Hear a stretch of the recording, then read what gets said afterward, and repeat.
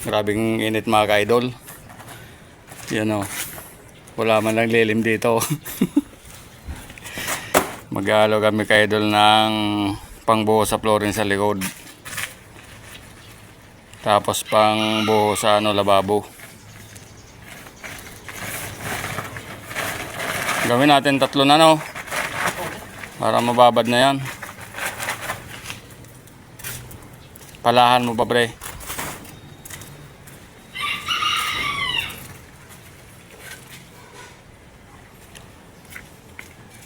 Mahirap mag-alo pag sobrang init.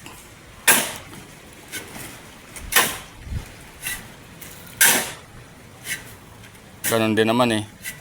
Halo din tayo mamaya.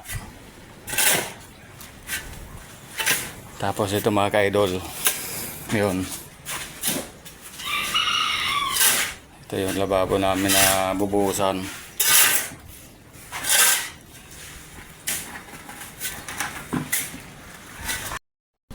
Yan mga ka-idol, sipag ng mama. Sobrang init nag-aalo. Extra lang to mga ka-idol, 2 araw to ka-idol. Gagawa ng cabinet sa lababo, 3 takip lang yan ka-idol. Derso na rin pintura mga ka-idol. Yan ang extra namin ngayon. Yung sa Nubali ka-idol, ano ba yung ka-idol? Miyerkules pa kami pupunta doon ka-idol.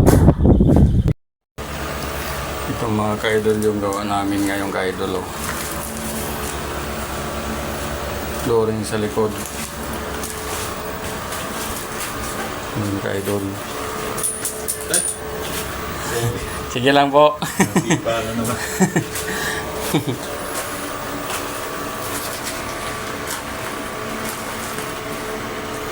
Ganyan na siya ngayon. Opo. Mas maganda yung ganyan. Lagyan ko ng spec idol para hindi madulas.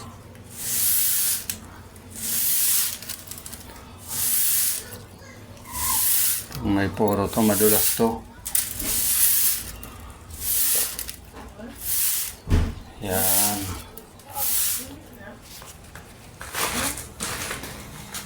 Malapit na. Malapit na mga ka-idol.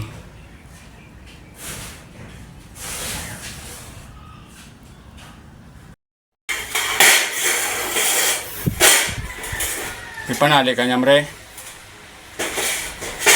Talian mo na lang yan. Para isang buhatan